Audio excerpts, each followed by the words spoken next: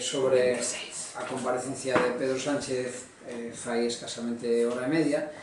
Entón, a nosa valoración como en Marea é a seguinte: nos comprometímonos como en Marea, que nos presentamos ás eleccións, nunha triple fronte, en tres eixos. O primeiro lugar, un eixo democrático de rexeneración das institucións. Ese eixo democrático foi o que nos levou a formular unha alternativa progresista, plural, e que nos pretendíamos cooperativa no conxunto do Estado español, no Congreso dos Diputados, para desaloxar os corruptos do poder. A sentencia do caso Gürtel foi unha mostra dun botón que ten demasiados fitos e independentes como para permitir que seguisen gobernando aqueles que, a costa de saquear as institucións, recortaban e causaban sufrimento na poboación. Por lo tanto, ese foi o primeiro compromiso político de Marea e, ademais, foi o que justificou a conformación dunha alternativa de progreso en clave democrática. En segundo lugar, o segundo eixo de Marea, durante o tempo que durou esta legislatura, foi o eixo social. Estamos comprometidos co eixo social, e iso nos levou a impulsar medidas e apoiar propostas que eran propostas propias do ideario político de Marea, como era a subida do salario mínimo interprofesional, a regularización das pensións, e despois traballar na vía de acadar a derrogación das dúas reformas laborais.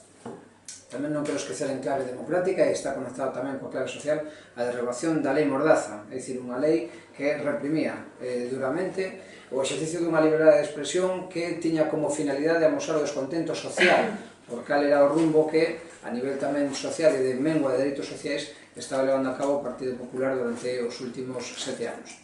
E, en terceiro lugar, había un eixo, que era un eixo importante, un eixo non menor, un eixo en pé de igualdade cos outros dos eixos, que era o eixo nacional.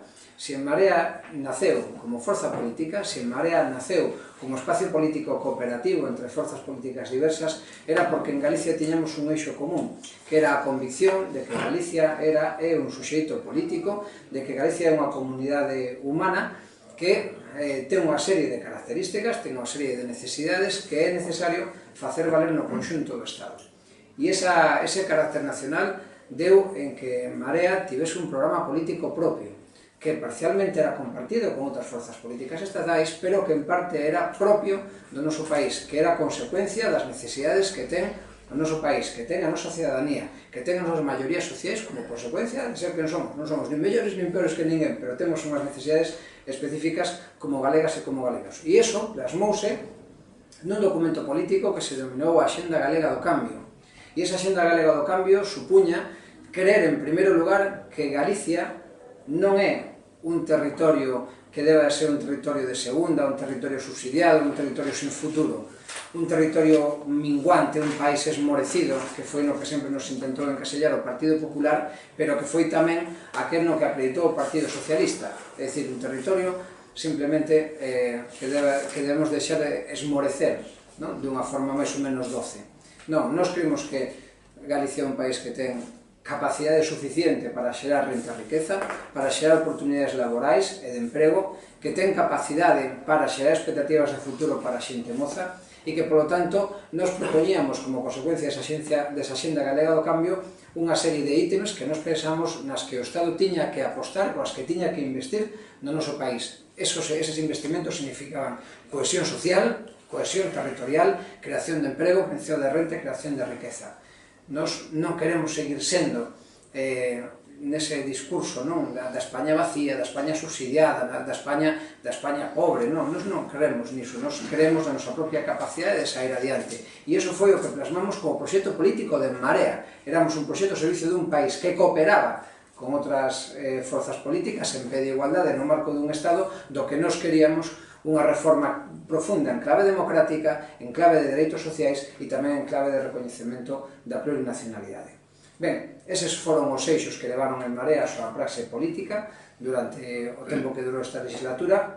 Nos teríamos preferido que continuase a exploración de todos estes vectores, pero ante esa imposibilidade, pois nos acollemos desde logo este momento con moita esperanza, porque nos permitirá explicar políticamente cal é a nosa posición, cal é a nosa oferta a conxunto da cidadanía de Galicia e, sobre todo, o que nos parece máis importante na política e que a veces non abunda, e é a coherencia entre aqueles principios políticos e aquel programa político que decimos defender e os nosos actos políticos como consecuencia dese contrato social que temos co conxunto da cidadanía.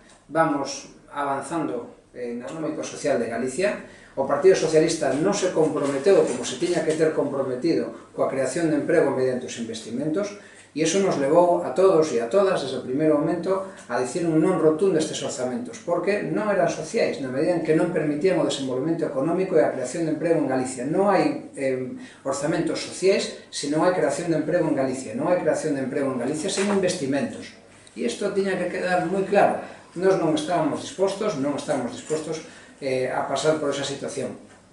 Lamentamos que o Partido Socialista non fixese ningún xesto realmente solvente. O maltrato dado, e ahora estou en Vigo, a área metropolitana de Vigo neste ámbito foi evidente, acabamos de denuncialo na comparecencia conxunta co secretario xeral do Eixo Atlántico. É inexplicable a falta de vertebración ferroviaria, tanto na relevancia que ten no ámbito industrial como empresarial, como incluso de mobilidade de persoas da área metropolitana de Vigo, e o mesmo pode decirse da Coruña e desde logo tamén da articulación interior de Galicia.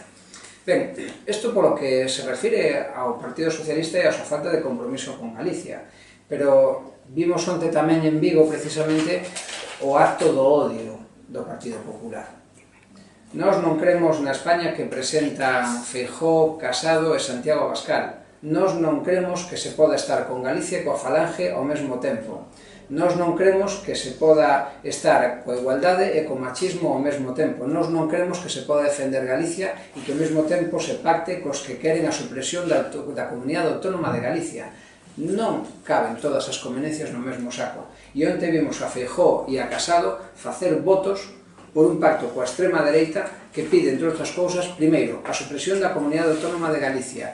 Segundo, a eliminación de todas as políticas de igualdade de xénero entre mulleres e homes. E terceiro, a afirmación dun discurso supremacista e xenófobo que nega a igualdade de todas as persoas. Galicia non é racista, e ademais Galicia non ten ningún odio ao estranxeiro. Nós fomos emigrantes. Quen de nós non coñece ou non tuvo ou ten familiares emigrados? Quen de nós non ten agora mesmo amigos ou amigas ou familiares na emigración por nombre de expectativas de futuro aquí? O noso discurso non é o discurso desas dereitas extremas. Nós non somos machistas. Galicia non é machista, demostrou no ano pasado e demostra no día a día rexeitando os actos machistas e, por tanto, rexeita aquelas políticas negacionistas do machismo. E, finalmente, Galicia poderá ser moi diversa, poderá haber autonomistas, soberanistas, nacionalistas. O que non hai en Galicia son abolicionistas da autonomía. E onte vimos un acto aquí en Vigo dos abolicionistas da autonomía e daqueles que preconizaban tamén esa supresión con tal de agradar a extrema dereita. Por lo tanto, dicímolo moi claro, ou coa Falange ou con Galicia. No mesmo tempo, non collen as dúas convenencias. Ben, desde En Marea estamos preparados e preparadas para asumir este reto político, facémolo con ilusión, salimos a gañar, salimos a por todas, e xa ese anuncio que mañán no Consello das Mareas aprobaremos o noso propio calendario de primarias para facer fronte a esta situación que, entre outras cousas, ademais, xa tiñamos como unha hipótese de traballo desde tempo.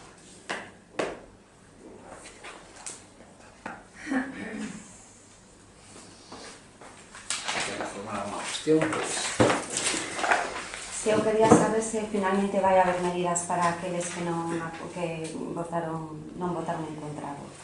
A legislatura está rematada e agora o que toca é a composición dunha oferta política que seña defendida por diputados e diputadas que crean esa oferta política, e para eso faremos un proceso de primarias que lanzaremos mañá, onde as persoas que se candidaten deberán de aclarar e declarar cales son os principios políticos na defensa do noso país. Pensamos que En Marea ten tres eixos que foron definidores da súa esencia e da súa existencia desde o primeiro momento: o eixo democrático, o eixo social e o eixo nacional, e, por lo tanto, os tres estarán presentes, ou deberían estar presentes, na postulación que fagan todas as persoas candidatas. Creo que esa é a mellor solución á situación actual. E a vosa presentación no Congreso vai ser con unha formación propia? Evidentemente, como formación propia. É dicir, non haberá de novo unha confluencia con Podemos, por exemplo? En Marea conformouse desde o mes de xullo de 2016 como un espacio político plural e diverso, onde se acolle a doble militancia, pero de adscripción individual. Por lo tanto, nos desexamos que os compañeros e compañeiras que, ainda que teñan outra militancia noutra forza política, formen parte deste grande espacio de cambio e de progreso en Galicia, formen parte neste proceso de primarias e participen activamente na conformación das candidaturas que presentaremos ao Congreso dos Diputados e ao Senado.